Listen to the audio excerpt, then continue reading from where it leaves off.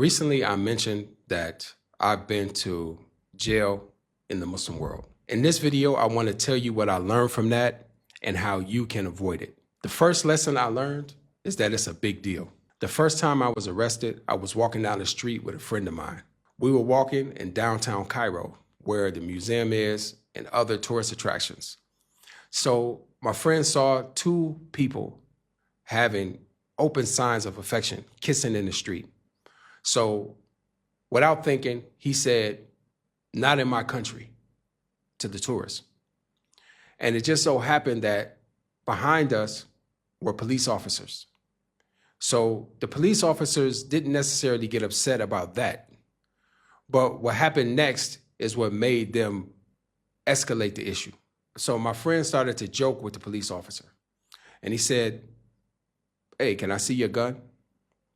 So the police officer looked at him and he took it serious. So he called other police officers there. So at that point, my friend was like, "Let's run." So I said, "Nah, man, I'm not running. I didn't do anything." So next thing you know, the police escorted us to the car and took us to the jail. What happens next is something to help you understand that this is a big deal. When a foreigner is arrested, in many countries, not in all countries, but many countries, there's a process that has to be done in order to determine your level of threat to the country. So you move from the police station to the security forces. The reason this happens is because they have to check with your country to see who you are.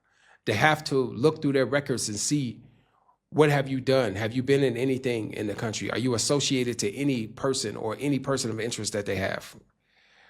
So that simple problem becomes a big problem. Always take it as a big deal. So we ended up staying down there for 10 days. And during that time, I have to tell you that it's nothing that anyone coming from the West is probably used to. It's a different world. When you enter into the criminal justice system of different countries, depending on how advanced the country is, you can find yourself in a nightmare. So the point of this and what I've learned is that it's not simple. It's a big deal. Watch how you interact with the authorities and make sure that you avoid any type of misunderstanding that's in your ability to avoid. Number two, in many countries, once you're on the radar, you're always on the radar. They'll start checking on you. They'll tell you to come down to the office to meet. There'll start to be some inconveniences in your life due to the fact that you're in the system. They'll also start to lean on you for information. You'll become an informant without wanting to be an informant. This has happened to many people. Avoid being on the radar. Avoid being that helpful person that wants to try to help the authorities. Avoid that. There's a difference between the local police that arrest criminals and then the investigators or the internal security that's trying to protect the country from espionage and infiltrators and people who they deem to be terrorists. Number three, jail is jail, and you're not a criminal. In many cases, in the eyes of the authority, if you're arrested, then you're a potential criminal. And in our minds, we say, why am I in jail right now? I didn't do anything wrong. I'm not a criminal. You have to understand that in different places, different rules apply. In some cases, you won't know why you're arrested in the first place. You won't know what the charges are. They won't tell you. They won't talk to you about it. So you have to understand that even though you perceive yourself as not being a criminal, if you're in jail, then they perceive you as being a criminal. So you have to understand that and take the right actions when and if you're put in a situation like that. I want to stress something here. This is not common. What happened to me is not common for every person. So I don't want you to be afraid that you will be arrested if you enter into a Muslim country. But what you have to understand is that if you're doing anything that is illegal or deemed to be illegal in that country, you run the risk of being put in jail and looked at as a criminal. Number 4, expect a deeper investigation. If you're a foreigner living in another country, something that a local may do and be able to walk away, you may not be able to do and walk away. And that's because you're a foreigner. And they want to know why you're here. I'll give you some examples here because some of the things that would be considered a crime in your home country and some other places is not considered a crime. So you have to be aware of the law and you have to work within the law to avoid any type of problems. For example, early on, I used to drive. And when I drove, I used to drive with my passport only. And when I go through a checkpoint or if I'm stopped by the police, I show them my passport and they let me go. But that's not the normal case. The normal case is that they look at your driver's license, see if it's expired, and if it's expired, you have a problem. And bear in mind that this was a long time ago. Now the situation may have changed. Now I will drive around with the international driver's license and passport and every type of documentation I can have. Why?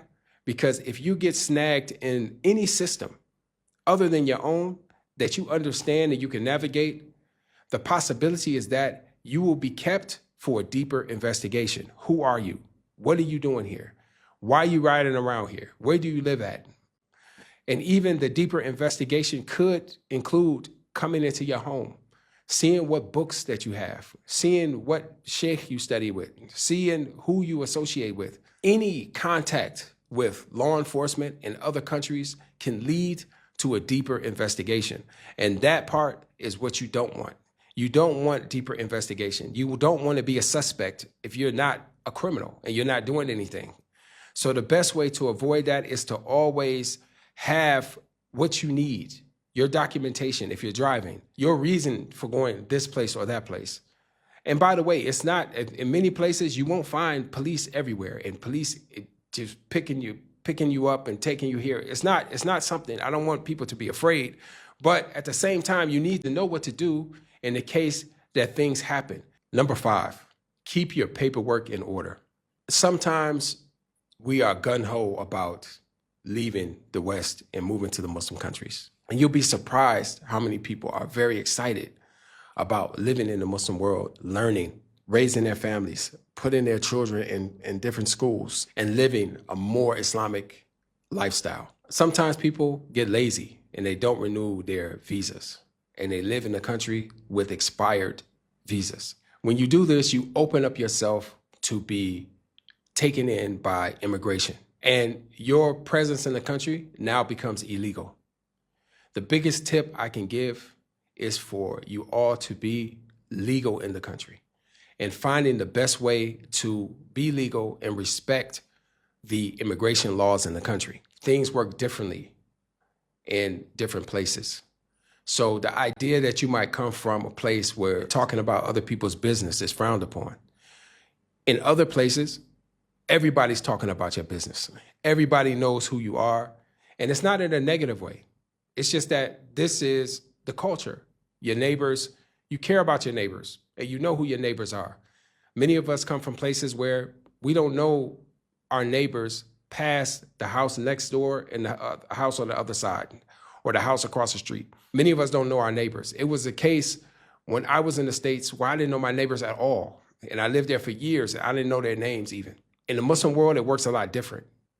Your neighbors know who you are, even if you're antisocial. They know if the authorities come and say, where's the American over here? They say, oh, he live over there. So if they come around, if the authorities have a sweep or something and they're looking for people, they're going to say, where these guys at?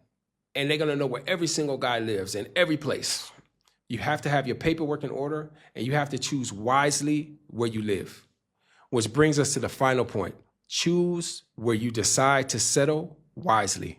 So you know, these situations differ from place to place. In some places, you don't worry about it at all. Malaysia is a place that you don't worry about it at all. If your paperwork is good, then you're fine. The only time you would have to worry about things is if you involve yourself in activities that the government deems to be anti-government. And in that case, of course, they're going to come down and they're going to crack down on that situation. And then it's going to wrap you up into it and you're going to be cracked down on as well. But other places that have political problems, political opposition, they have groups that are active in the country that are anti-government. In these cases, you'll find the policies much harsher. So it's important for you just to choose the right places to be. Everyone is doing what you're trying to do in their own way.